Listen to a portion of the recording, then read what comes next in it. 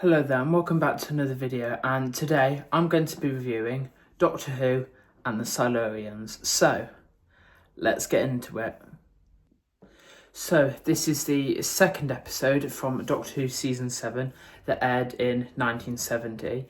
And what do I think of this episode?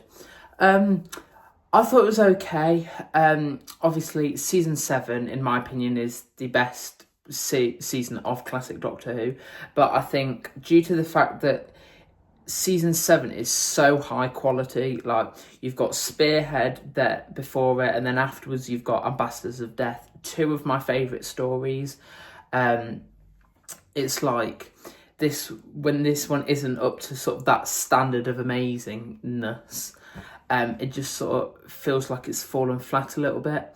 I do like this story, don't get me wrong. I love the way that the Silurians are presented in this, and how it's sort of to do like with the environment and how the human race are, how we're less likely to accept outsiders. And I think now more than ever, this story resonates with the public. It's sort of a story that's sort of timeless, where no matter what point in the future you're watching the story, that you can resonate to it somehow with like wars from different countries and people moving into other countries. So it very much sort of like resonates in that way.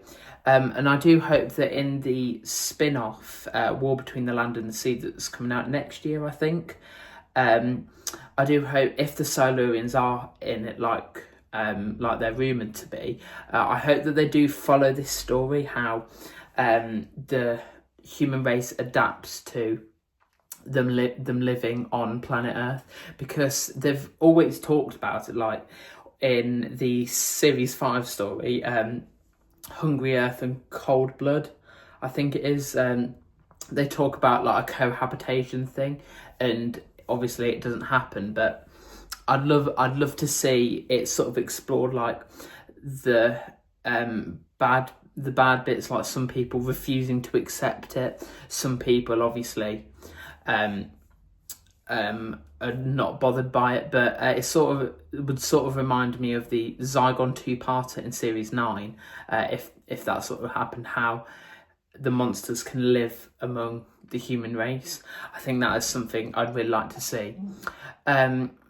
The highlight in this story for me is Caroline John as Liz Shaw, especially that final scene in part 7 where the Silurian underground base lair thing blows up. Like the look on disgust knowing that the Brigadier did this, when the Brigadier is sort of like a friendly chap who's on our side. You can't imagine him doing that, kind of like how you can't imagine the Doctor destroying Gallifrey in the Time War. It's something uncomprehendable, if that makes sense.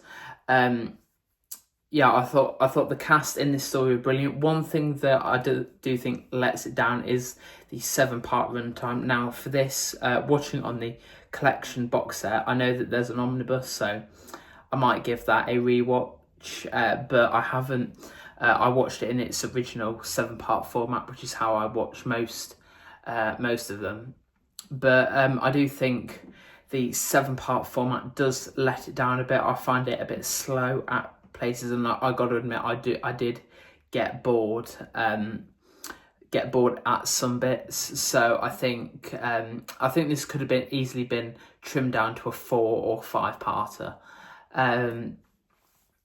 But yeah, overall, I really like this story. I think, again, John Pertwee is amazing in this. I don't know which story they filmed first, but he just seems sort of perfect, like he's been in the role for years, even though in reality it's probably only been a few weeks or even months or even weeks.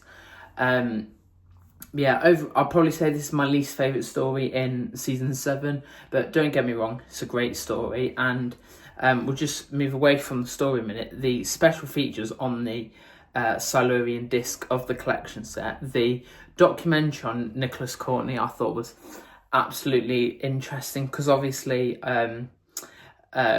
he's had documentaries made about him, but about his Doctor Who time, but knowing all about his life from when he was a child to now, absolutely fascinating. It's about an hour and a half, and yeah, amazing to watch. It goes through like him growing up in Cairo, I think, Cairo or South Africa, and his father being a colonel, I think, in the British Army. Great to talk about as well, how his like sad how his mum left him at such a young age and how he sort of became an actor.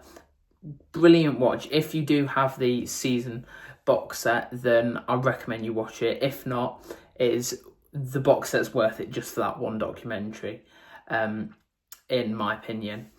But overall, I really like this story, and I'll probably give it maybe a 6 or 7 out of 10.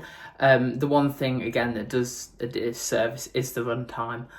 If it was much shorter, and maybe watching the omnibus edition is better, but yeah, that's the only thing that I didn't really like for me. But overall, it's good. It's a good story, but one that I wouldn't necessarily choose, if that makes sense.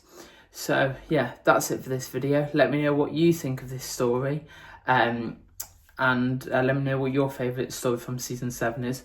Let me know all that in the comment section down below, and hit the like button and subscribe, and I'll see you in the next video. Bye.